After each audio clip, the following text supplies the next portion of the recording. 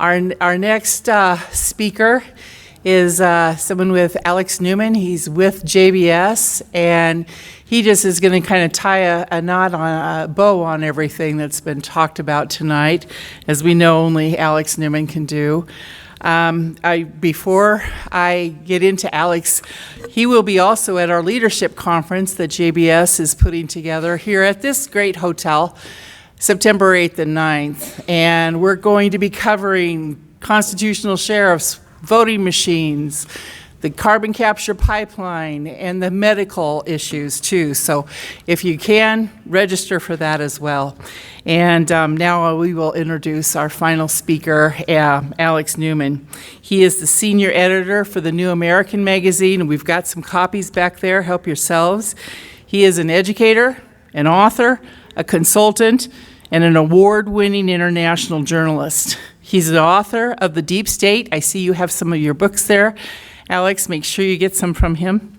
The Invisible Government Behind the Scenes, and the co-author of The Crimes of the Educators. That was the first time I've ever heard him when he was talking about what was happening in our educational system. In addition to serving as president of the media and information consulting firm Liberty Sentinel Media, he's written for a wide variety of publications in the U.S. and abroad. He serves as a senior editor for the New American magazine, as well as a contributor to WorldNet Daily and the Epoch Times. He's got his books Transhumanism, which is mind-blowing, The War on Humanity, Save Our Children and Our Nation, and The Globalist Great Reset, The End of Freedom. If you will please welcome Alex Newman here.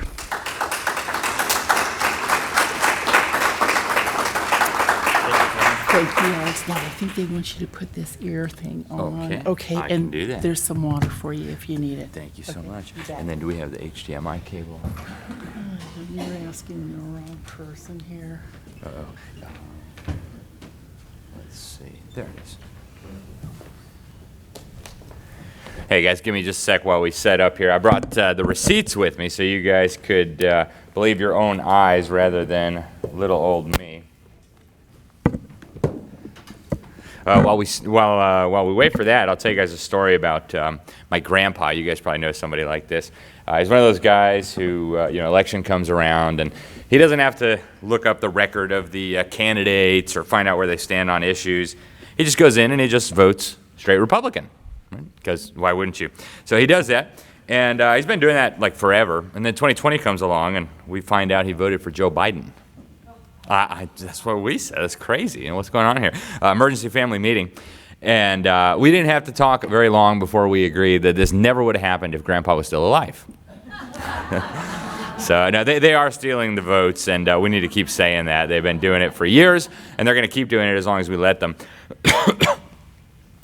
Lee Merritt was actually, I interviewed her early on during this pandemic, Dr. Merritt. She's a wonderful lady, and that was my most popular interview of all time, I can proudly report. We had well over 10 million views that we counted, and so it went around the world and back, and then some. All right, let me make sure we have audio here, and if we do, we'll go ahead and get started. All right, you guys are going to have to tell me if you can hear this too.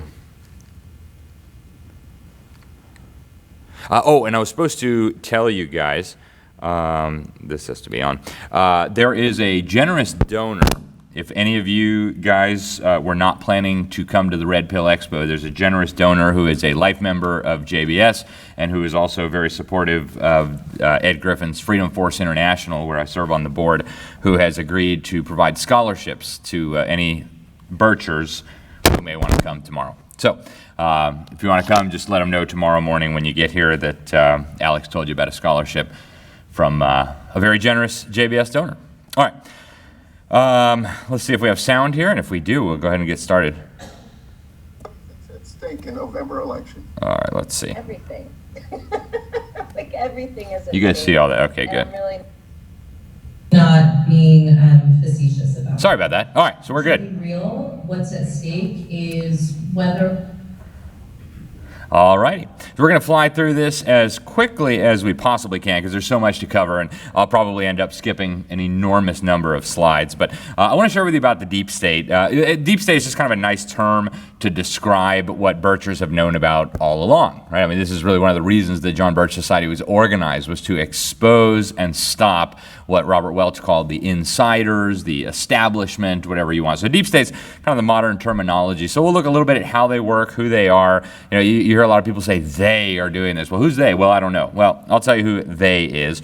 And the most important thing you need to know about they is they have a commander-in-chief. His name is Satan, and really you could all go home now. But we'll look a little bit at the logistics of how they operate. So there's some really good news. Most Americans, in fact, a very strong supermajority of Americans knows now that we have a deep state. The Monmouth University Polling Institute did a scientific study, a survey on this question. They found that 75% of Americans understand we have a deep state. At this point, some of the establishment's own propaganda organs are bragging about it, right? When they stole the 2020 election, Time magazine came out and did this secret history of the shadow campaign that saved the 2020 election. They mentioned the word conspiracy in there and saying this was a conspiracy at least half a dozen times. And senior people within the Trump administration had a good sense of what was going on. Now, this is Rich Higgins here. You may not have heard of him. He was the director of policy and planning at the National Security Council during the Trump administration. And he wrote a memo that he gave to Donald Trump, and he got fired over it by General McMaster, CFR toady. We'll come back to him. But in the memo, and if you haven't read it, you should, he says that there is a deep state, and it is this successful outcome of cultural Marxism, a bureaucratic state beholden to no one, has no rule of law considerations. He says that globalists, Islamists, communists, socialists, they're all coming together, and their goal as the deep state is to destroy America, not just as an ideal, but also as a nation. So the bureaucratic deep state is huge, right? This is what normal people think of when they think of the deep state. They're thinking of the bureaucrats within the federal government that kind of can't be removed from office. And it's true. It's a problem. There's over 3 million civilian federal employees, not including the more than 2 million in the armed services. They are virtually all Democrats, right? Here's their political spending in the 2016 election. 96% of the money they spent went to Hillary Clinton. At the Justice Department, 97% of the money went to Hillary Clinton. At the Department of State, it was 99%. So that tells you a little bit about where they're at. Now, the FBI knew about these people. They did a very interesting report where they talked about this network within the federal government that was doing everything possible to sabotage the plans of the President of the United States, who theoretically at least was their boss. You've got the Senior Executive Service. This is kind of the elite core of federal bureaucrats. They can't be removed. They make a lot more money. There's about 8,000 of them. And throughout the Trump administration, over 70% of them, of these SES members who run the bureaucracies, were actually appointed by Obama. So that helped, certainly, in the efforts to stop Donald Trump. Anybody ever see the British very funny show, Yes, Minister? Okay, handful. It is such a funny show. I recommend that you watch it sometime. But so you've got this minister, political guy, and he's running a ministry, a government ministry, and the bureaucrats will come in and they'll say, oh, so what should we be doing, minister? And the minister will give them instructions, and they say, oh, yes, minister, right away, minister. And then they go out and they do exactly what they wanted to do, and they completely ignore the instructions from their boss. And it's a comedy. It's really funny, but it very much is how the government operates, even here in the United States. Here you have one of the members of the SES, Lois Lerner. You probably remember her. She was persecuting conservatives, going after conservative nonprofits. Now, this takes even more relevance today as they're persecuting Trump and many others from his inner circle. This deep state within the federal government has at least 500,000 tools to take out anybody who opposes them. In fact, remember, Congress asked the Congressional Research Service to please figure out exactly how many federal regulations exist that have criminal penalties attached that could send you to jail. And the Congressional Research Service responded, they said, well, we don't have the manpower or the resources to figure that out. Nobody actually knows how many federal regulations there are that could send you to prison. These are not things that Congress voted on. The vast majority of them don't even have mens rea protections. In other words, you don't have to have a guilty state of mind. You could break these regulations without knowing about it and end up in prison. So, when they say, well, Donald Trump's just getting justice because he committed these crimes, every single person in this room could easily be in the same situation. In fact, every one of the Democrats that's cheering for this could easily be in the same situation. Actually, a very liberal attorney, Harvey Silvergate, he wrote a book about this called 3 Felonies a Day. And what he says is the average American commits 3 felonies a day. Now, most of us, as long as you don't stand in the way of the deep state, you're probably going to be okay, right? Just keep paying your taxes and they probably won't bother you. But if you come in here like a human wrecking ball and you start tearing apart the institutions of globalism and exposing the deep state, well, they'll find one of those 500,000 regulations that you may have violated, and they'll take you down. Right? So let's talk about the intelligence agencies a little bit. This also takes on new relevance today with the persecution we're seeing. And honestly, I don't care if you're a Donald Trump person or not. It really doesn't matter. This has to do with an American who's having his rights trampled because he stood against the deep state. You could be a Democrat, and this still should concern you. But early on, right when Donald Trump took office, this clown here, John Schindler from the intelligence community, he puts this on Twitter. He says, now we go nuclear. Intelligence community war going to new levels. I just got an email from a senior intelligence community friend, and it began, Trump will die in jail. How did they know 2 months into his administration that he was going to die in jail? What possible crime? None of the things that he's been charged with, right? The phony documents thing, the 2020 January 16th, none of the things that he's being charged with had been committed yet, even allegedly. And yet they knew he was going to go down, right? And everybody in Washington knows this. It's kind of an open secret. Chucky Schumer, the Senate Majority Leader, went on, what's that, MSLSD, I think, or MSNBC, whatever, with that weird guy, Rachel Maddow. Here you go. Wanting to the intelligence community. You take on the intelligence community, they have 6 ways from Sunday of getting back at you. So, even for a practical, supposedly hard-nosed businessman, he's being really dumb to do this. Wow, they got 6 ways from Sunday to get back at you if you take them on, right? And folks, that applies to any one of us too. And the fact that they talk about this like that's acceptable is just mind-blowing, right? And it gets better. The CIA is pretty proud of this. Here's a panel of former leaders of the CIA, and watch this interaction here. You'll hear John McLaughlin, former director of the CIA, answer this. Concern, and often used term about a deep state being there to take him out. Thank God for the deep state. Thank God for the deep state taking out the elected president of the United States of America. And I assume that wasn't, the God of the Bible. It was probably Baal or something, right? Thank Moloch. But so the intelligence community is out of control. They got at least 16 bureaucracies that we know of. The Washington Compost, which is, propaganda megaphone for Jeff Bezos, they did a really interesting in-depth series on the intelligence community about 12 years ago. They said there's 1,250 government organizations involved in this. They have over 2,000 companies involved in this, spread across 10,000 locations. Almost 1 million people with top secret security clearances, supposedly keeping you safe, right? Obviously, Silicon Valley is a part of this. But are they really keeping you safe? Who are they going after? Well, this weirdo who ran the Department of Department of Homeland Security during the Barack Obama administration had this to say. He put together 72 categories of extremists that needed to be monitored by the federal government. You got some interesting people here. You've got Ron Paul supporters, nationalists, anti-communists, people who want to make the world better, people who believe in states' rights, opponents of LGBTism, people who don't like the New World Order, people who don't want a North American Union, people who think taxes are too high, evangelical Christians, Jews, Orthodox Jews, Catholics, people concerned about gun confiscation. If you're not in one of these categories, I wonder, you should check your pulse, because I wonder what's going on there. This was actually a slide that the Barack Obama Department of Defense was using to train our soldiers. Here's religious extremism. You've got Al-Qaeda, you've got the Ku Klux Klan, and then you have evangelical Christians, ultra-Orthodox Jews, you've got Hamas, right, and then, of course, Catholics. Right. And of course, the lie that the spying on traditional Catholics was, that was just the FBI field office in Richmond. That wasn't like FBI. But now we know that was a lie, too. It's absolutely all across the country. Right. Here's this weirdo, John Brennan, used to run the CIA.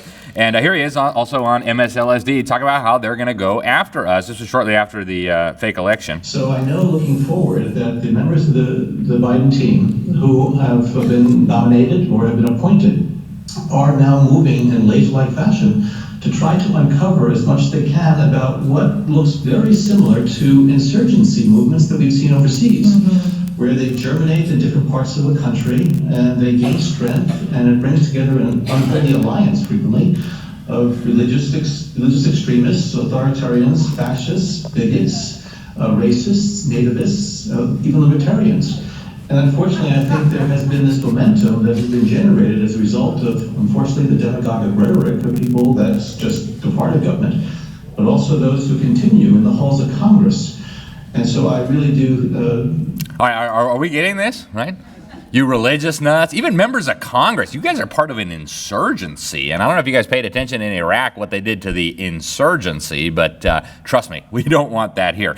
Now, in theory, at least, these so-called intelligence agencies are supposed to be keeping us safe from alleged bad guys like radical jihadists and communists. Well, let's take a look at that. This was really interesting. In 2012, there was a really interesting report from the U.S. Defense Intelligence Agency back when the great General Flynn was still running it. And, I love General Flynn. He's a great American. That's why they had to take him out as soon as Donald Trump went into the White House. But this report, they actually admit in this report that the West, the Gulf countries, and Turkey are supporting the Syrian opposition. We all knew that, right? The moderate rebels that you heard about so much. And then they go on to say, the Salafists, the Muslim Brotherhood, and Al-Qaeda are the major forces driving the insurgency in Syria. So here we are admitting that the U.S. government is supporting an insurgency and that the major forces driving the insurgency are Al-Qaeda. Well, I thought we needed the intelligence agencies to keep us safe from Al-Qaeda. This is not adding up. And they go on to say, a little further down, there is the possibility of establishing a declared or undeclared Salafist principality in eastern Syria. This is exactly what the powers supporting the opposition want. Salafist principality. For those of you not familiar with Salafism, this is kind of like the wackadoodle Islam, that motivates the ISIS people and stuff. You got to chop off everybody's head if they don't agree and so on. And so here's about where that Salafist principality would be. And you probably noticed something. Lines up perfectly with where ISIS was. So according to the Defense Intelligence Agency, the U.S. government was supporting an insurgency driven by Al-Qaeda with one of the goals of setting up a Salafist principality in eastern Syria, now known as the Islamic State. And so when Donald Trump said Hillary and Obama created ISIS, he wasn't kidding. Our government isn't giving us good protection. Our government has unleashed ISIS. I call President Obama and Hillary Clinton the founders of ISIS. They're the founders. Yeah, and the media was just like, what? He can't say that. How dare he say Obama and Hillary founded it? And then Trump tweeted out that report that I just mentioned in total silence. We don't talk about it anymore. Okay, so they knew what they were doing. Okay, they always know what they're doing. Now, they have been planning false flag attacks forever. You go back to the 1950s, you've got Operation Northwoods. The Joint Chiefs of Staff was planning to blow up airplanes, shoot down boats, blow up bombs in my hometown of Miami, murder people, and blame it on a foreign government to start a war against the government of Cuba, which is interesting because they're the ones who put the government of Cuba into power. We know this through a lot of different means. One of the ways we know this is because the U.S. ambassador to Havana, Earl Smith, testified under oath in Congress that the U.S. government put Castro into power on purpose. We betrayed our ally, Fulgencio Batista. We put an arms embargo on him. And the New York Slimes, Herbert Matthews, member of the Council on Foreign Relations, said, Castro's an anti-communist freedom fighter. He's like practically the George Washington of Latin America, is actually what the New York Times said. And the State Department said, yeah, definitely. Robert Welch, founder of the John Birch Society, said, no, he's a communist. Oh, what a kook. Don't listen to Robert Welch, right? Whoops. Okay, so now that gets us back to John Brennan, the guy who supposedly, he was running the CIA, he was supposedly keeping us safe from communism and Islamism. Well, that's interesting because he admitted in 2016, when he was sure Hillary Clinton would be the next president, that he voted for the Communist Party candidate in 1978. He admitted this in Congress to the Congressional Black Caucus. Gus Hall, the Communist Party candidate, was a known Soviet agent. The Communist Party USA was a known tentacle of the Soviet Union. So here you have a guy admitting that in 1978, while he was working for the CIA, he voted for Gus Hall. He admitted that he told his supervisors at the CIA that he voted for Gus Hall. Not only did they give him a security clearance, they promoted him up the ranks so quickly that he ended up running the CIA. Isn't that interesting? Now, James Comey, former director of the FBI, admitted in an interview with New York Magazine, in college I was left of center. By the mid-'80s, I'd moved from communist to whatever I am now. Where did all these former commies come from? Here's another one. Leon Panetta ran the CIA and the Department of Defense. This is a guy who voted to aid the mass-murdering Marxist Sandinistas in Nicaragua. He voted to give the Soviet Union most favored trade nation. He gave the Panama Canal over to a pro-Soviet dictatorship, and he was very closely affiliated with the communist front group, the Soviet front group called the Institute for Policy Studies in Washington, D.C., which still operates in plain sight. And this has been going on for a long time. Dick Novak, I don't know if you guys know him, but he wrote a column for the Washington Compost where he said the CIA, or the OSS before it, the Office of Strategic Services was the precursor to the CIA, he said it had been infiltrated by communists. And so Charles Pink, wanting to set the record straight, the president of the OSS Society, the kind of OSS veterans, he writes a letter to the editor of the Washington Compost, and they print it. Says, oh, the OSS wasn't infiltrated by communists during the war. We hired them. No. So there's all that intelligence bureaucracy to keep us safe from commies, and here they are hiring commies. What could possibly go wrong, right? The list of crimes by these so-called intelligence agencies is never ending. Horrific torture, mass murder. Here's some of the kids that they murdered with a drone strike. And they're pretty proud of this. I mean, it's not like they deny it. You know, we used to have this quaint idea of innocent until proven guilty. We used to have this quaint idea of right to a trial with a jury, and you got to present evidence and all those kinds of things. We don't do that anymore. Now we just kill people.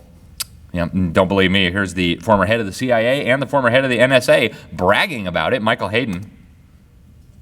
First of all, David's description of what you can do with metadata, quoting our mutual friend Stuart Baker, is absolutely correct. Okay? We kill people based on metadata. We kill people. See, he probably thinks he sounded really cool and really tough. We kill people based on metadata. As far as I'm concerned, that's a confession. That guy should have been arrested before he walked out of bed. What do you mean you kill people based on their metadata? This is not the Soviet Union. That's ridiculous. That guy should have been hauled to jail that very moment awaiting questioning. Who did you kill? On whose orders did you kill them? Not that following orders is an excuse for murdering people. The guy is literally confessing in a public forum to mass murder, and he's still walking around a free man. Can you imagine this? So the metadata he's talking about, they're gobbling up more data on you than you could possibly imagine. And it's not just you, by the way. They're spying on members of Congress. Even Democrats are being spied on. I have grave concerns that the CIA's search may well have violated the separation of powers principles embodied in the United States Constitution. Yeah, that was an interesting story. So the Congress was investigating the CIA's torture programs, and the CIA hacked into their computers, deleted all the evidence, and then Feinstein says, I'm a little bit concerned that this might have violated that. Excuse me? But she knows they got 6 ways from Sunday to get back. You don't want to make too much noise, right? Just express your concern very mildly, or bad things could happen. Right? They've been caught running guns over and over again. You guys probably remember Operation Fast and Furious, where they got caught trafficking weapons to Mexican drug cartels. When they got caught, they said, "Oh, that was part of an investigation. We were investigating cartels." Yeah, that's cute. Until we found out that the alleged target of the investigation was already on the FBI payroll. And you guys remember what they did with the guns, right? They were saying, "Oh, look at all those Mexicans killing each other with American guns. This is terrible. We need more gun control." You guys remember that, right? Obama and Attorney General Holder. We got to crack down on the guns because Mexicans are killing each other with American guns. And then, whoops, those were the guns we sent. Okay, let's stop talking about that, right? They've also been, they're supposed to be keeping us safe from drugs. Nope, they're actually running the drugs. That's not my opinion. Here's the former head of the DEA talking about that time that they caught the CIA importing 1 metric ton of cocaine into the United States on an airplane in cooperation with the government of Venezuela. Revealed that the government itself may have been running drugs. The head of the DEA at the time, Robert Bonner, said that a ton of pure cocaine worth hundreds of millions of dollars had been smuggled into the United States. And he blamed the CIA, saying the agency had joined the Venezuelan National Guard in drug smuggling. Do you understand what you're saying? A ton of cocaine was smuggled into the United States of America by the Venezuelan National Guard in cooperation with the CIA. That's exactly what appears to have happened. I heard somebody say Mena, Arkansas. Yeah. Yes. They've been doing this for a long time, right? Actually, the journalist who first exposed the CIA drug trafficking, Gary Webb out in California, a reporter for the San Jose Mercury News, he wrote a whole book about it called Dark Alliance. Then he committed suicide by shooting himself in the head twice with a .357 Magnum. And they reported that. The lying propagandists on TV, oh, yeah, today the great reporter killed himself with 2 bullets in the head. And the lemmings say, oh, okay. And everybody with a brain says, oh, so that's what happens. They got 6 ways from Sunday to get back at you if you take on the intelligence community, right?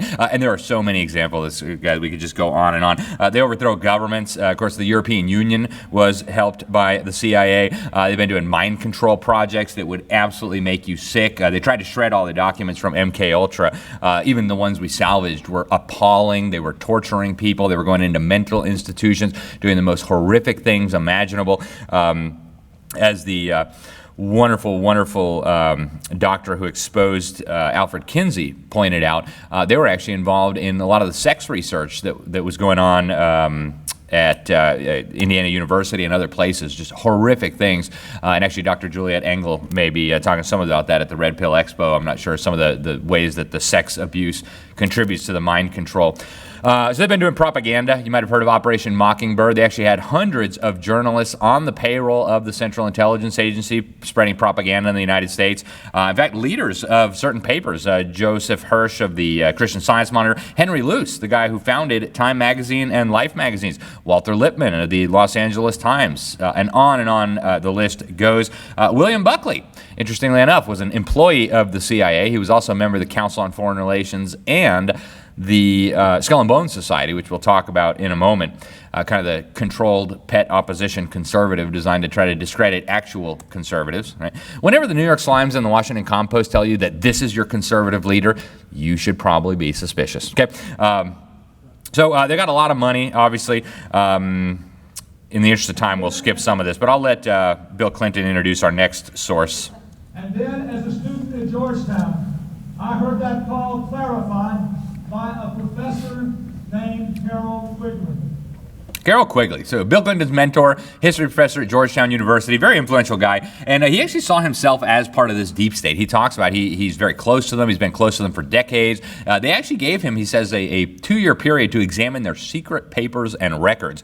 He said, I agree with what they're doing. My chief difference of opinion is that they want to be secret, and I think they ought to be known. So he wrote a book about them called The Tragedy and Hope, and it talks about a lot, but he reveals quite a bit in here. He wrote a book just about them called The Anglo-American Establishment.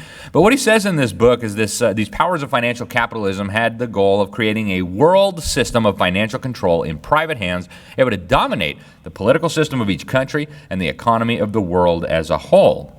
Said the system would be controlled in a feudalist fashion by the central banks of the world, acting in concert through secret meetings and conferences. And we're going to spend the rest of our time today pretty much talking about these secret meetings and conferences. It says the Apex is the Bank for International Settlements, which incidentally right now is coordinating the global rollout of central bank digital currencies. Save that for another day.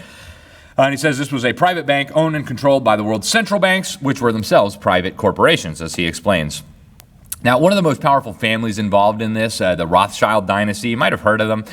They are unbelievably powerful, probably trillions of dollars under their control. We don't know exactly. But they brag on one of their bank's websites. They say they've been at the center of the world's financial markets for more than 200 years. Wow. Actually, an apologist for these people, very much a member of the deep state, Niall Ferguson, a pseudo-historian, he wrote a book on them, The World's Bankers. And he says in the book, this is a direct quote, the Rothschilds decided the outcome of the Napoleonic Wars by putting their financial weight behind Britain. Imagine deciding the outcome of a war between the two most powerful governments on the planet.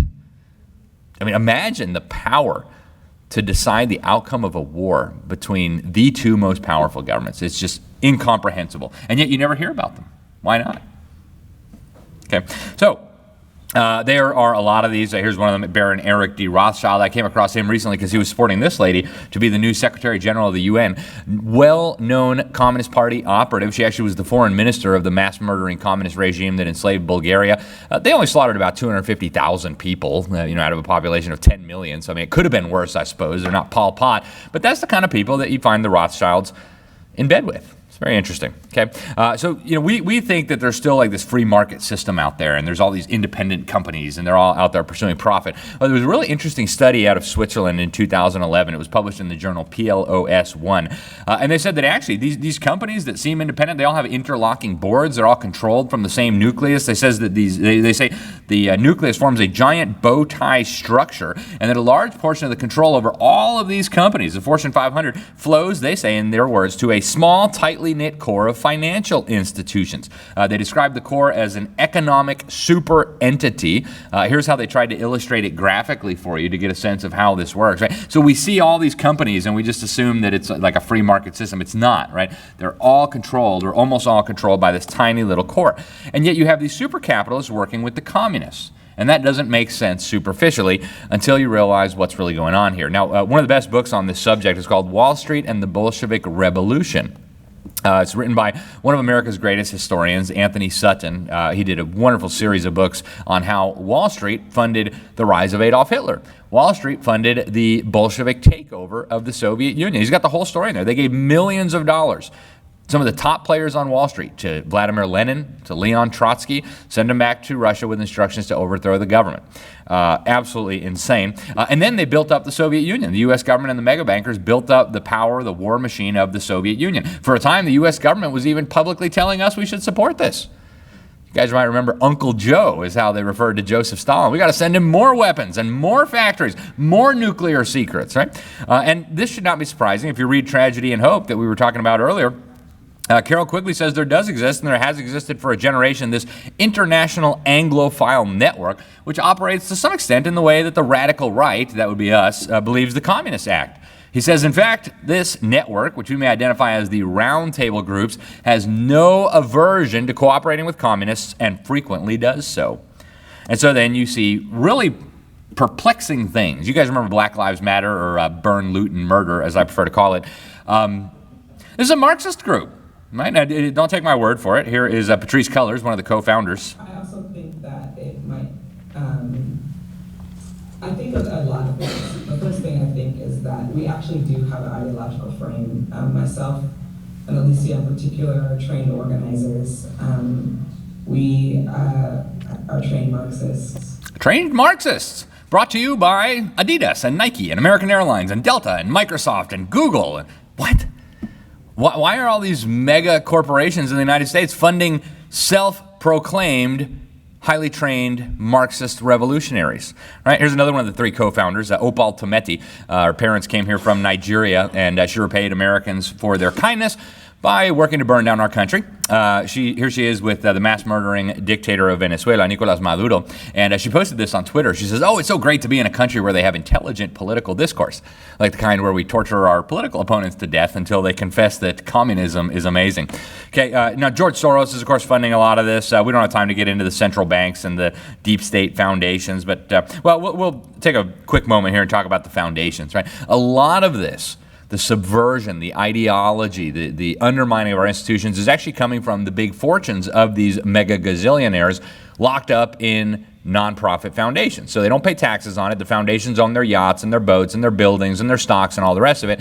And then they use the money that they're making on their endowments to overthrow our system. Now, Congress got real suspicious back in the late 1940s, early 1950s. They formed a couple of select committees to look into this. The Select Committee to Investigate Tax-Exempt Foundations and Comparable Organizations, they call it the Cox Committee and then the Reese Committee. They were supposed to look into these foundations and figure out what's going on. Now, the chief investigator for this committee was named Norman Dodd. This is actually from an interview he did with G. Edward Griffin, who's actually sitting right out there eating some food. You should go say hi. Wonderful, great American. And so Norman Dodd was tasked with investigating these tax-exempt foundations. And a little bit of background before we get to his video. He says, yeah, as soon as I was appointed to this committee, I was invited to the office of the CEO of the Ford Foundation. And he said he wanted to have a chat with me. So I went, and the guy was called Alan Geither. Here's what Alan Geither told him about what the Ford Foundation was doing, and the other foundations, incidentally. Mr. Dodd, we are here to operate on similar, in response to similar directives, the substance of which is that we shall use our grant-making power so to alter life in the United States that it can be comfortably merged with the Soviet Union. Oh, so life can be comfortably, the United States, can be comfortably merged with the Soviet Union. Isn't that cute? The final report from Congress, you can still read it today. It's absolutely astounding. They say that these foundations were promoting subversion, that they were promoting moral relativism. They say that some of them are actually supporting subversion in the true meaning of the term. They found that there had been a revolution in the United States in the past tense. This report again came out in the early 50s. They said this revolution never would have been possible if these oligarchs and their foundations had not hijacked education and prepared the way in advance to make it happen. We give some of this story in the book, Crimes of the Educators. I have one copy in the back if you're interested. It's on that table there. So let's spend the rest of our time now talking about the deep state behind the deep state. This, I think, is far more interesting than what the clowns in Washington, D.C. are doing. So, they've been pretty open about this. It's remarkable how honest they've been. Now, David Rockefeller, speaking of confessions, if you get his autobiography on page 405, he says this: "Some even believe that we, the Rockefeller family, are part of a secret cabal working against the best interests of the United States, characterizing my family and me as internationalists, and of conspiring," is the term he uses, conspiring with others around the world to build a more integrated global political and economic structure, a one world, if you will. He says, if that's the charge, I stand guilty and I'm proud. Again, this is a confession. Why is the guy, well, he's now burning in hell, but why was he still walking around free for another 10 years? The guy confessed that he was conspiring. Conspiracy is a crime, by the way, with a secret cabal against the best interests of the United States to undermine our sovereignty and create a one-world system. That's criminal. He should have been arrested and prosecuted. But you know the old joke, why doesn't David Rockefeller run for president? Well, he doesn't want a demotion, right? So very, very serious, these people. Here it actually is in the book. I got it from the library. You should check it out. Now, they're pretty open about what they're doing. For us, the opportunity to forge for ourselves and for future generations a new world order. A world where the rule of law, not the law of the jungle, governs the conduct of nations.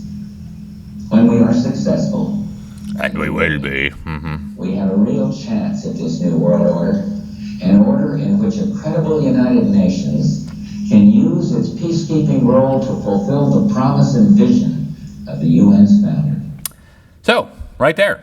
They got a vision of a credible United Nations. That's kind of funny. It's like an oxymoron if I ever heard one. But a credible United Nations is going to use its peacekeeping powers. That's military, right? The goobers with the blue helmets and the tanks and the attack helicopters, famous around the world for raping children. They're going to use the UN's peacekeeping forces to bring about the vision of the UN's founders, which is interesting. We know something about the UN's founders, right? We have Joseph Stalin on one side of the table and his Minister of Foreign Affairs, Mr. Molotov. And then we sent Alger Hiss. They really liked him. He used to run the Carnegie Foundation, and then he became the chairman of the conference that wrote the UN Charter. Then after that, he became the first Secretary General of the UN. And then after that, we put him in federal prison because we found out he was working for Joseph Stalin. So not a good idea to give up the vision of our founders for the vision of the UN's founders. But as you heard the President of the United States say, that's what they're working on. Now here's Bill Clinton. After 1989, President Bush said, and it was a phrase that I often use myself, that we needed a new world order. Need a new world order, yep. The affirmative task we have now is to actually create a new world order. So Beijing Biden, he wrote this in the Wall Street Journal in 1992, How I Learned to Love the New World Order. Okay, now remember how Carol Quigley was saying they're happy to cooperate with communists? Speaking of communists, and you remember Patrice Cullors, we just met. She said, me and Alicia, we're trained Marxists. Meet Alicia. Alicia, what do you think's at stake in November election? Everything. Everything is at stake. And I'm really not being facetious about that. Hey Ken, I'm giving my speech real, right now. I'll be right what's out. at stake is whether or not a new world order is able to take root and grow. Wow, so the commies and the super capitalists all want a new world order. As Carol Quigley put it, this idea that two parties should represent different ideas, that is foolishness. That's only acceptable to doctrinaire thinkers. He said instead the two parties should be almost identical, so the American people can throw the rascals out at any election without leading to any profound or extensive shifts in policy. Now, remember the roundtable groups he was talking about earlier that we mentioned? Well, he said the chief outpost of these roundtable groups in the United States is called the Council on Foreign Relations. So this was an organization set up in 1921. The U.S. Senate had determined that we were not going to be participating in the League of Nations. They said, well, we can't have that. So they set up the CFR here. And for those of you not familiar with the CFR, and you definitely should be, but just to give you a sense of how much power this group has, here is the Wicked Witch of the West talking about, Hillary Clinton, talking about where she gets her orders from. Thank you very much, Richard, and I am delighted to be here in these new headquarters. I have been often to, the mothership. I'm on stage. I'll be done in about 15, 20 but minutes. it's good to have an outpost of the council right here down the street from the State Department. We get a lot of advice from the council, so this will mean I won't have this far to go to be told what we should be doing and how we should think about the future. All right, so she doesn't get her orders from Barack Obama, who was the president at that time. She doesn't get her orders from the American people or from the Congress. She gets her orders from the Council on Foreign Relations. And not 1 in 100 Americans could tell you anything about the Council on Foreign Relations. They might have seen it quoted in a newspaper as a nonpartisan think tank, but it's much more than that. And, you know, I'm not picking on demon rats. Here is Darth Vader. It's good to be back at the Council on Foreign Relations. As Pete mentioned, I've been a member for a long time and was actually a director for some period of time. I never mentioned that when I was campaigning for re-election back home in Wyoming. No, you don't mention that when you. Okay, right? The apple doesn't fall far from the tree. Now you know where Liz Cheney came from, right? They're globalist sellouts who are betraying their country for the cause of wickedness. Now, even Joe Biden, you guys remember that press conference where he's like, I can't take any more questions, they're going to be mad at me. What do you mean they're going to be mad? Who's going to be mad at you, man? You're the president of the United States. Is mom going to be mad? Like, what? Well, here he is admitting who his boss is. Richard Haas, this guy right here, he was the president until very recently of the Council on Foreign Relations. And listen to Beijing Biden. The subject of today is another article in the magazine. I'll just introduce myself to people. My name is Richard Haas, by the way. I work here at the Council on Foreign Relations. And I work for Richard. And I work for Richard and the Communist Chinese and whoever else can wire my son millions of dollars. So anyways, there you go, folks. And we could watch these videos all day just to give you a sense of how powerful these people are, right? And you know, you would think you'd hear about this organization. If Hillary Clinton's getting her instructions from there, if Joe Biden's boss is the president of that group, if Dick Cheney's on the board of directors but doesn't tell the suckers back home in Wyoming, think we'd hear about this, but no. And, you know, all kinds of people are members. You got presidents, Supreme Court justices, bipartisan on both sides of the Congress, fake media outlets. They've got corporate members, right? You've got all kinds of incredible, powerful corporations, all the big pharma, the big media, the big oil companies, the big, you know, anybody you can think of, Goldman Sachs. And you can find their membership list over at their website, which is very handy. I actually republished, I've got a book that I did on the deep state. We republished at the time, the list of members. There's about 5,000 of them. And anytime somebody's running for Congress or for Senate or for governor in your state, the first thing you want to do is look at the membership list. Are they members? If they are, scratch them right off the list because they're going to betray your country, period. Now, Admiral Chester Ward was a great American. He was an admiral in the U.S. Navy, and he was invited to join the CFR. He spent 16 years as a member, and then he defected. He came over to the Patriot side, and he wrote a book about what these evildoers were doing. And he says in the book, the main purpose of the Council on Foreign Relations is promoting the disarmament of U.S. sovereignty and national independence and submergence into an all-powerful one-world government. He says this lust to surrender the sovereignty of the United States is pervasive throughout most of the membership. He actually says the Rockefellers were the inner core of the leadership. David Rockefeller was the chairman for decades. He says in the entire CFR lexicon, there's no term of revulsion carrying a meaning so deep as America First. It gives you a sense of why they hate Trump so much. They admit in their own magazine they're working on building a world order, a world government. This was in 1974 in their magazine Foreign Affairs. Which, by the way, Admiral Chester Ward said, if you want to know the U.S. government's policy a couple years in advance, get a subscription to Foreign Affairs and you'll know.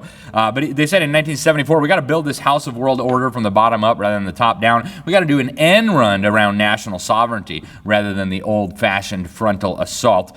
And that's what they're doing right now, right? A trade agreement over here, a UN convention over there, a climate treaty here, and pretty soon you wake up and you don't even govern yourself anymore. So the Trilateral Commission, another very, very important organization, also set up by David Rockefeller, and he was inspired by Zbigniew Brzezinski. This was a Columbia University professor, Jimmy Carter's national security advisor, the year after the Trilateral Commission was founded. And Brzezinski had written a book called Between Two Ages, America's Role in the Technotronic Age. And what it says is basically America's obsolete. Right? This whole idea of self-government and individual rights and stuff, that is in the past. The next step forward will be Marxism, and then after that, we're going to move toward a technocratic type of government where scientists and engineers will make decisions. That'll be much more efficient. It'll be much better for everybody. David Rockefeller loved that, and so he set up the Trilateral Commission based on this idea. Unlike the CFR, it brings together people from Japan, Western Europe, Canada, and the United States. They've only got a few hundred members at any given time, and Barry Goldwater wrote in his book, he said that in his view, the Trilateral Commission represents a skillful, coordinated effort to seize, control, and consolidate the four centers of power: political, monetary, intellectual, and ecclesiastical. It says what the Trilaterals intend is the creation of a worldwide economic power superior to the political governments of the nation states, and as managers of this system, they will rule the future.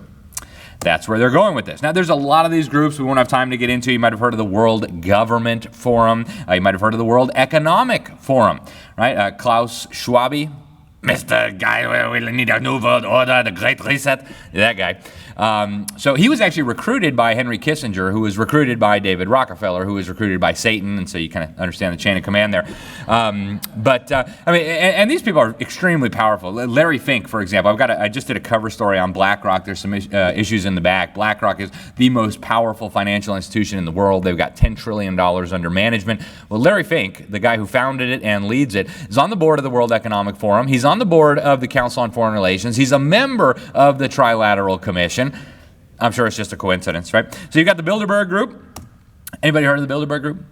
Okay, well, a few of you. I actually managed to sneak in one time. Funny story, I'll tell you another time. This was 2008. I managed to get in the hotel. I get in, and there's like Queen Beatrix of the Netherlands checking out. Whoa, that's cool. The foreign minister of Sweden is sitting in the jacuzzi, and I'm just trying to look like I belong there. So, funny story for another day. But this is about 120 of the most powerful people in the world, as well as people that they want to interview, find out kind of what they think. And there's something really interesting. You know, people show up there who are complete nobodies, and then they become somebodies. Like Bill Clinton shows up the year before he becomes president of the United States. Nobody knew who this guy was, a governor of Arkansas. Well, who cares? Well, the next year after going to Bilderberg, he became president. According to the BBC, all the recent presidents of the European Commission, or the European Soviet, attended Bilderberg meetings before they were appointed. Oh, Tony Blair, right before becoming, nobody knew who Tony Blair was, right before becoming the Prime Minister of the United Kingdom, he showed up at Bilderberg. And so they seem to do kind of like job interviews, like, will you be a good globalist puppet? And if you will, then we'll support you. Here's some of the people who go. You got Bill Clinton, Michael Hayden, the guy who's proud of killing people based on their metadata. Yeah, he's a regular attendee. Jeff Bezos, you got presidents, Henry Petraeus, David Petraeus, Henry Kissinger, and on and on. They used to claim not to exist. Now they put out press releases every year with very few details. And, you know, they're pretty open sometimes about what they're doing now in the press. Will Hutton, who's a member, editor of a big British publication, he says, Bilderberg's the key meeting of the year. The consensus, which is established, is the backdrop against which policy is made worldwide. I went to another Bilderberg meeting. I wasn't invited. I had to stay outside this time. But the one in Copenhagen, Denmark. And I run into this guy here. He's the head of the Dutch Labour Party. And I actually asked him, because the Bilderberg, they always say, well, this is a private gathering. There's no policy happening here. So I asked this guy, you know, are you here in a public capacity or a private capacity? And his exact quote was, I wish I had it on video. He said, participants take part in the conference, or excuse me, he said, well, I'm formal because being a politician, you're 24/7. There's no way of exiting my role. Former British Treasury Secretary, Chancellor of the Exchequer, said it's not wholly unfair to say Bilderberg's working to create a one-world government, but it's for your own good. Okay, he was quoted this way in a newspaper in the UK Guardian. He said, those of us in Bilderberg, we just felt that we couldn't go on forever killing each other, and so we felt that a single community throughout the world would be a good thing. So, you know, and a lot of these people are very naive. They truly believe that if we get rid of nation states and national sovereignty, we'll have world peace. I doubt he was naive. But anyways, let's talk about the Skull and Bones for a moment. Skull and Bones is a secret society at Yale. You may have heard of it. Now, obviously, I don't endorse ABC fake news. They're liars and propagandists. But they did get some hidden video from the headquarters at the Tomb, and I want to share it with you. And so when we heard that some enterprising characters had managed to spy on the famous Skull and Bones Society, we couldn't resist. Here's ABC's Dan Harris. The videotape provides a grainy glimpse into what appear to be the initiation rituals of a secret society that's been around since 1832, whose members have gone on to be leaders of Wall Street and the White House, the Senate and the Supreme Court. They're sort of trying to scare the initiates, make them disorient them, frighten them. New York Observer investigative reporter Ron Rosenbaum accompanied a team of Yale students who shot these pictures 9 days ago. Rosenbaum's curiosity about Skull and Bones was permanently piqued when, as a classmate of George W. Bush, he lived right next to the Tomb, the group's heavily fortified home. From their perch, Rosenbaum and his cohorts taped the tomb's courtyard. What they captured, they say, was initiates, known as neophytes, being forced to kiss a skull, then members performing a mock killing. Yeah, I'm sure that's the kind of stuff you guys do on weekends also, right? Mock human sacrifices, kissing skull, and I mean, there's things that they do there that we can't even mention. They're so vile. But let me see. Here we go. I'll go back to that video in a moment. But Anthony Sutton, again, this historian from Stanford University, a great American. He's passed away now. But he wrote a book on these. Actually, my friend Charlotte Iserbyt, who also just passed away recently, she was a senior education advisor in Ronald Reagan's administration. Her dad and her grandpa were both members.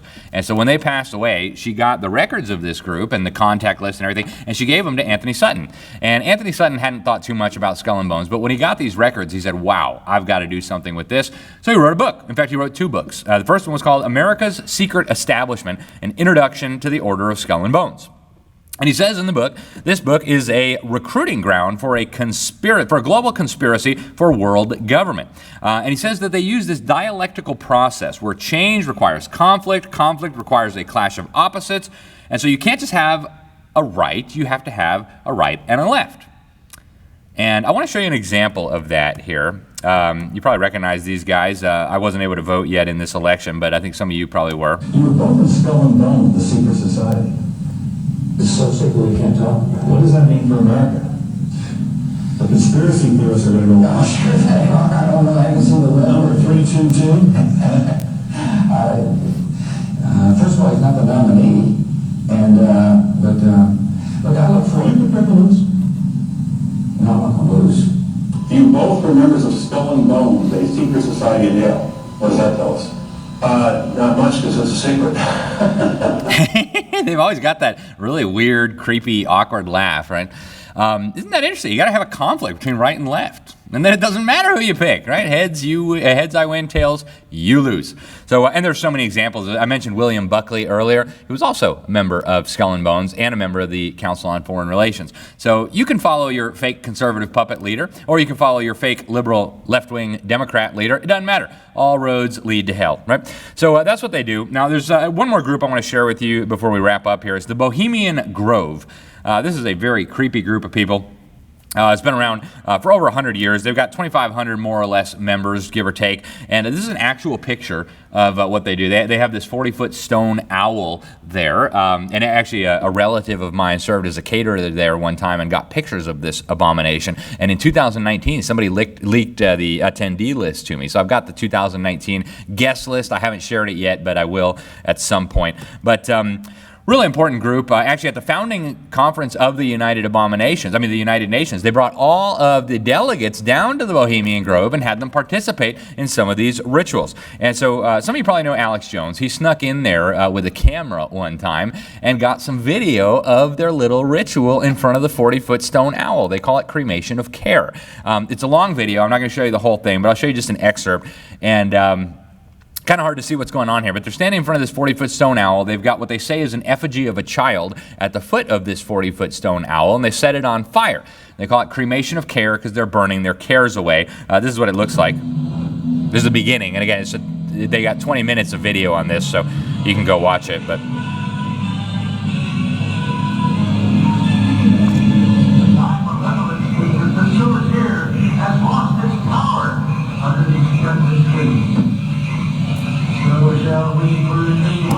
so that's what it looks like. Now, Richard Nixon, he actually wrote in his autobiography that the most important speech he gave in his political career was the one he gave at the Bohemian Grove. I don't know if you ever listened to those tapes that came out from the White House. He didn't think very highly of this group in private. He called it the most blankety blank blank blank thing he had ever seen, using some comments about homosexuality and the Lord's name in vain. I'll leave it at that. But he was not really a fan of this group, but he knew that actually Kevin McCarthy, Speaker of the House, was just spotted there less than 2 weeks ago. Surprise. Every single Republican president of the last 100 years, with the exception of Donald Trump, has attended. Now, Alex Jones, who took that video I just showed you, caught up with one of the regular members, David Gergen, top advisor to 4 presidents, and they had an interesting interaction on the streets of Washington, D.C. Grove of 4 presidential administrations. One last question. I read a Washington Times article many years ago where you had a comment about the organization, and then now it's been in the Wall Street Journal, it's been in a lot of different newspapers, and that's the Bohemian Grove.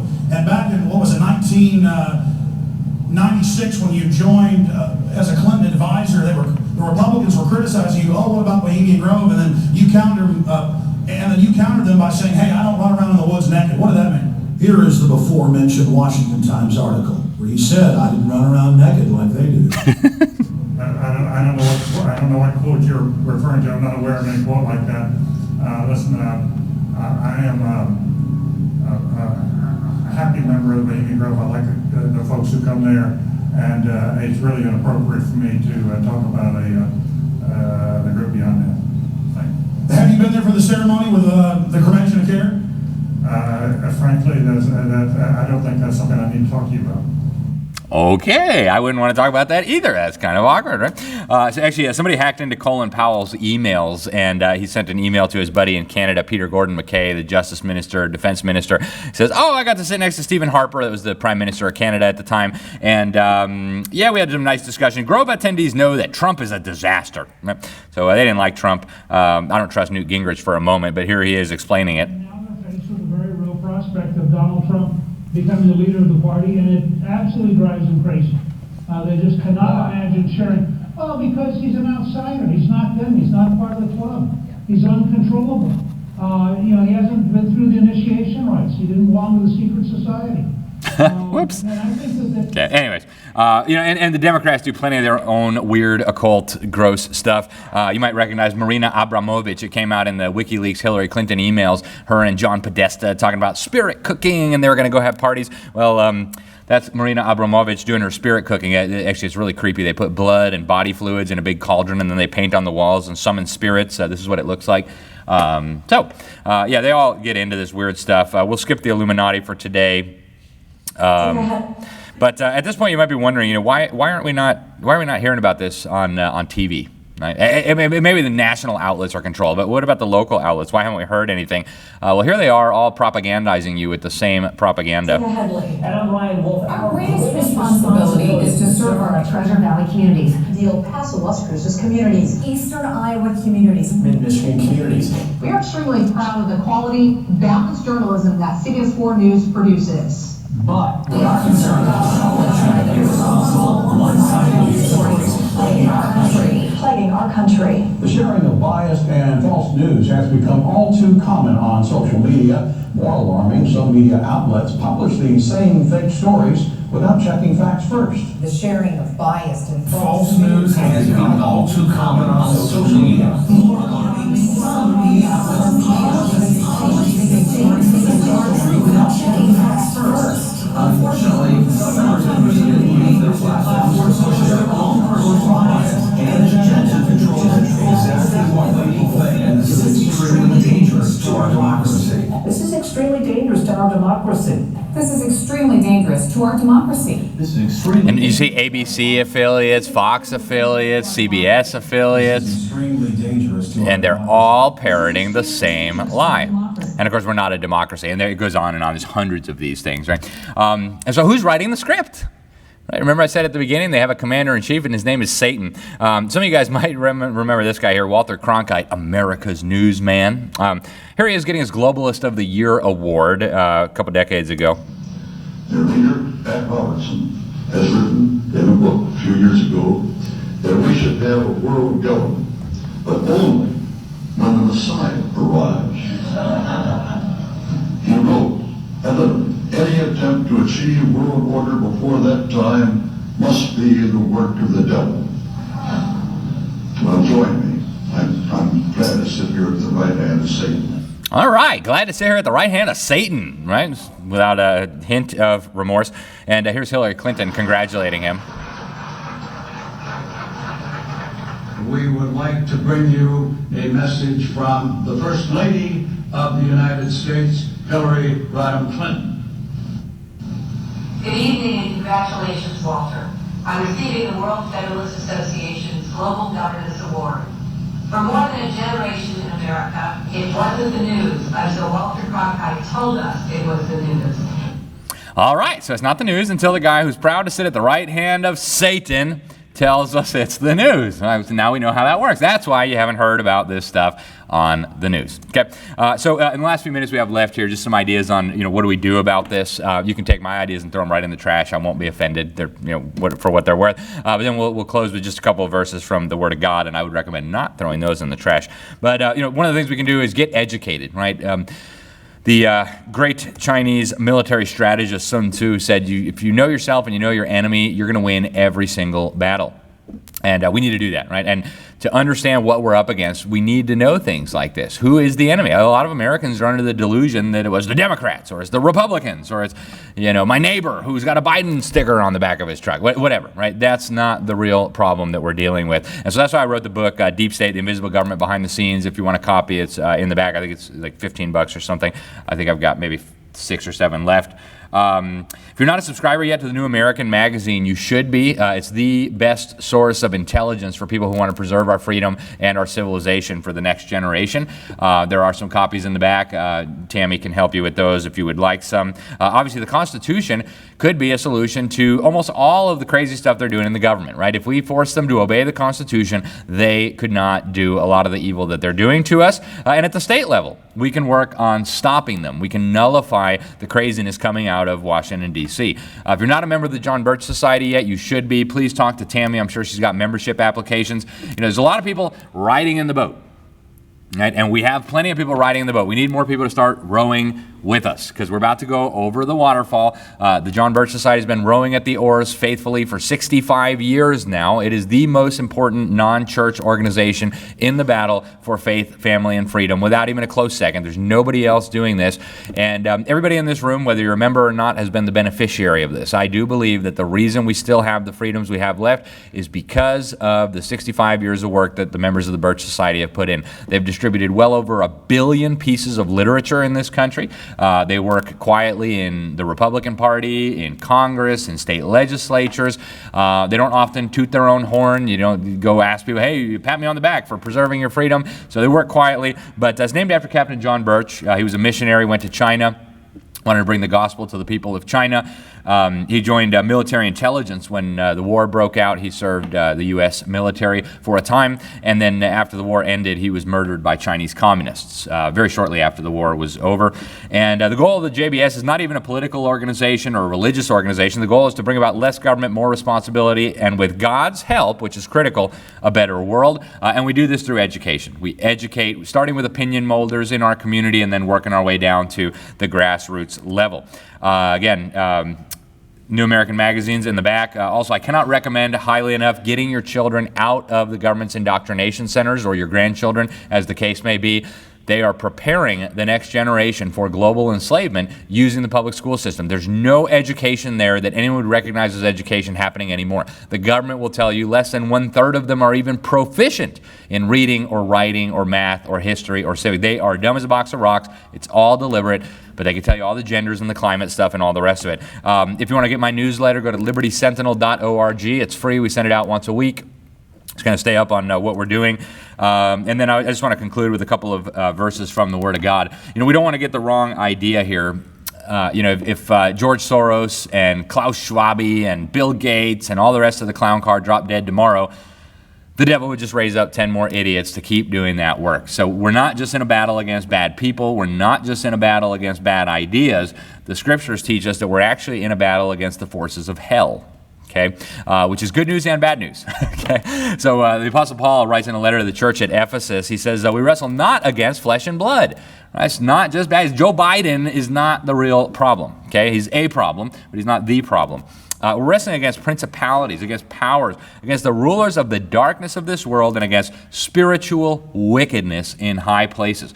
Folks, what we are dealing with here is demonic. It is satanic. As Robert Welch, the founder of the Birch Society, used to say, this is a diabolical conspiracy against God and against God's people and against all of the things that God has ordained: liberty, family, marriage, now even basic things like male and female, right? Truth, you name it. But fortunately, God gives us instructions. Paul, under the inspiration of the Holy Spirit, writes in that same chapter, oopsies, I got a mistake there. It's actually Ephesians chapter 6. Sorry about that. But verses 16 and 17, So you take the shield of faith to quench the fiery darts of the wicked, and then you take the sword of the Spirit, which is the word of God. That is our offensive weapon in this battle. So when they tell you that there's infinite genders, you say, no, God created them male and female. When they say we need to get rid of nations and we'll have a one world system, you say, no, God is actually the author of nations. Acts chapter 17, Deuteronomy chapter 32. When they say we need to steal everybody to redistribute wealth more equitably, you say, no, no, no, God said thou shalt not steal. I don't care if you do it through a government or you're wearing a fancy costume. Right? Answers to all of these issues that we're dealing with, you'll find them right in the scriptures. And I do have some more good news and bad news. This is not a new problem. Now, a lot of people look at this and they think, oh my goodness, this is terrible. How did this happen when we weren't paying attention? It's been going on for a very, very long time, folks. If you go back 3,000 years, back to the time of King David, he wrote in Psalm 2, verse 2, the kings of the earth take their stand. The rulers conspire together against the Lord and his anointed one. 3,000 years ago, the kings and the rulers were conspiring against God. Some versions, some translations say they take counsel together against the Lord and his anointed. Same thing, right? The rulers, the kings, the powerful men of the world conspiring against God. And you can imagine God is just sitting up in heaven terrified of these guys, right? Oh no, what are we going to do? No, actually, God laughs at these people, right? The one enthroned in heaven laughs, is what we read in verse 4. The Lord ridicules them. And then after that, it says he will speak to them in his wrath. It's not us who should be afraid. It's them who should be absolutely petrified. They are going down. It's just a matter of time. We've got to do what we've been called to do. And thank you guys for listening. We're going to win this in the end, at least if you're an adopted child of the Most High. Thank you, and God bless you.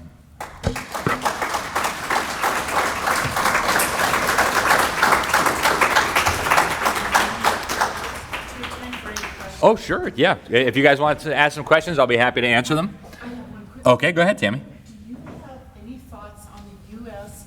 Global Leadership Coalition that's infiltrating the states? Are you familiar with that at all? I'm not an expert on that, but from the little bit that I do know, bad news. You know, and even the Council on Foreign Relations now is targeting our state and local officials. I've gotten emails from lawmakers all across the country like, hey, look at this propaganda I got from the CFR. They're trying to get me on a call. Because they're realizing now that the grassroots opposition at the state and local level is massive and has the possibility, at least, of derailing their plans.